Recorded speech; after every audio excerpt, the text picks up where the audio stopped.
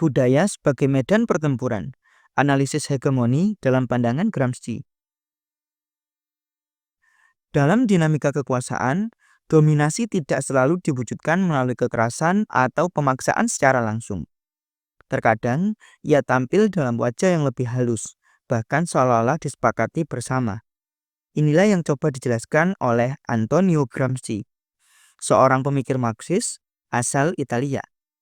Melalui teorinya tentang hegemoni, bagi Gramsci budaya bukan sekedar ekspresi kreatif atau identitas suatu bangsa, melainkan juga arena strategis di mana perebutan pengaruh dan kekuasaan berlangsung secara intens.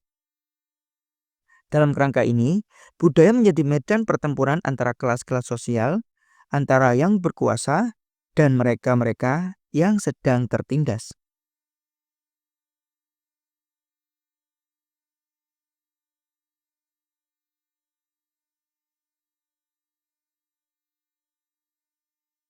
Pengertian hegemoni dalam pandangan Gramsci. Gramsci memaknai hegemoni sebagai dominasi satu kelompok sosial terhadap kelompok sosial yang lain. Penguasaan tersebut tidak hanya bersifat koersif, menggunakan kekuatan, tetapi juga menggunakan persuasif melalui konsensus. Hegemoni dicapai ketika kelompok dominan berhasil membuat pandangannya diterima sebagai kebenaran umum oleh seluruh masyarakat.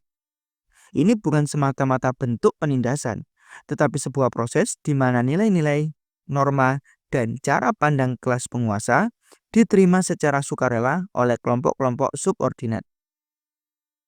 Dengan kata lain, kekuasaan hegemonik tidak memaksakan diri secara langsung, melainkan bekerja melalui institusi-institusi budaya seperti media, pendidikan, agama, dan bahasa yang perlahan-lahan membentuk cara berpikir masyarakat. Hegemoni bukanlah dominasi yang tampak, tetapi kekuasaan yang diterima sebagai normal atau alami.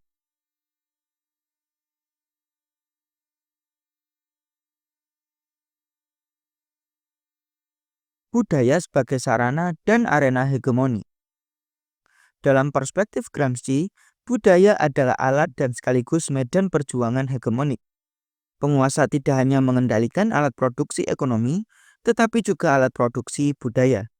Melalui kurikulum pendidikan, media massa, film, literatur, dan bahkan lagu-lagu populer, mereka menyebarkan nilai-nilai yang menguntungkan posisi mereka.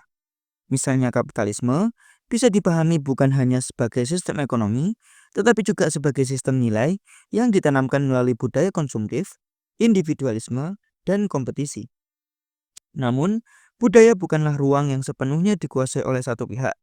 Ia juga menjadi ladang perlawanan. Kelas yang tertindas dapat menggunakan budaya sebagai alat untuk mengkritik dan menggoyang dominasi hegemonik yang ada. Inilah yang oleh Gramsci disebut sebagai perang posisi, yaitu strategi merebut ruang-ruang budaya secara perlahan-lahan melalui pembentukan kesadaran kritis.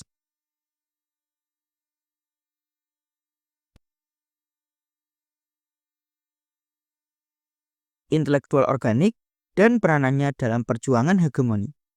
Salah satu elemen penting dalam teori Gramsci adalah konsep intelektual organik. Gramsci membedakan antara intelektual tradisional yang dianggap netral dan terpisah dari kelas sosial dengan intelektual organik yang secara aktif terlibat dalam perjuangan kelas. Intelektual organik berasal dari kelas tertentu dan berperan dalam menyebarkan nilai, ideologi, serta strategi kelasnya melalui berbagai bentuk produksi budaya. Bagi kelas tertindas, kehadiran intelektual organik sangat penting dalam membangun kontra-hegemoni, yaitu upaya menyusun wacana tandingan terhadap nilai-nilai yang dominan. Intelektual ini bisa berupa guru, seniman, penulis, aktivis, atau pemuka agama yang menyuarakan keadilan, kesetaraan, dan pembebasan. Hegemoni dan pendidikan. Pendidikan merupakan salah satu sarana kultural utama dalam pembentukan hegemoni. Sekolah bukanlah institusi yang netral, melainkan terlibat dalam menanamkan nilai-nilai tertentu yang seringkali memproduksi struktur sosial yang ada.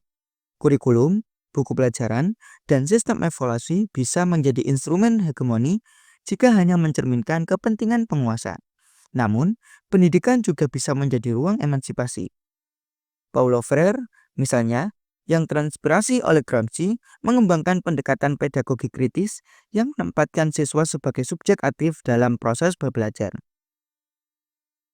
Dalam kerangka ini, pendidikan menjadi alat untuk menyadarkan, bukan untuk menundukkan. Media massa sebagai arena hegemoni. Media massa adalah salah satu contoh nyata dari bagaimana hegemoni bekerja secara efektif. Media tidak hanya menyampaikan informasi, tetapi juga membentuk opini publik, membingkai isu, dan menciptakan representasi tentang realitas. Dalam banyak kasus, media berperan dalam mempertahankan status quo dengan menyuarakan kepentingan ekonomi dan politik dari kelompok dominan. Namun, di era digital, media juga bisa menjadi alat perlawanan. Munculnya media alternatif, jurnalisme warga, dan kampanye media sosial memberi ruang bagi kontra hegemoni. Wacana dominan bisa ditantang melalui narasi-narasi tandingan yang lahir dari pengalaman dan aspirasi masyarakat bawah. Hegemoni dan kesadaran kritis. Hegemoni yang berhasil adalah yang mampu membuat masyarakat menginternalisasi nilai-nilai dominan tanpa merasa dipaksa.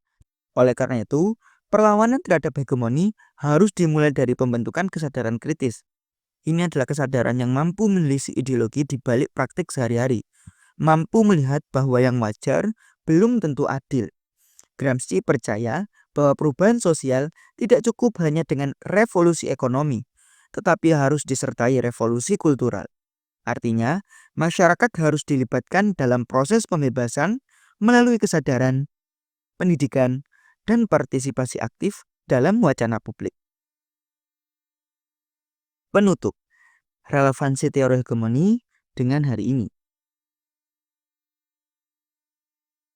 Teori hegemoni milik Gramsci tetap relevan untuk memahami dinamika kekuasaan di era modern. Di tengah dominasi kapitalisme global, budaya tetap menjadi alat ampuh untuk mempertahankan kekuasaan.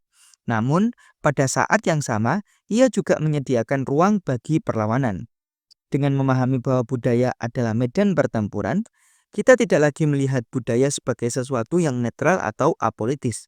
Setiap lagu, iklan, tayangan televisi, dan kurikulum sekolah bisa menjadi alat hegemoni, atau sebaliknya, menjadi senjata perlawanan.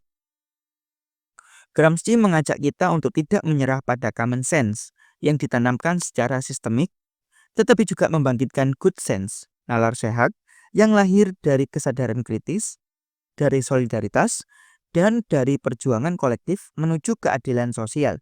Dalam semangat inilah, budaya harus terus direbut, dirawat, dan dilawan, karena ia adalah medan pertempuran yang menentukan arah masa depan masyarakat.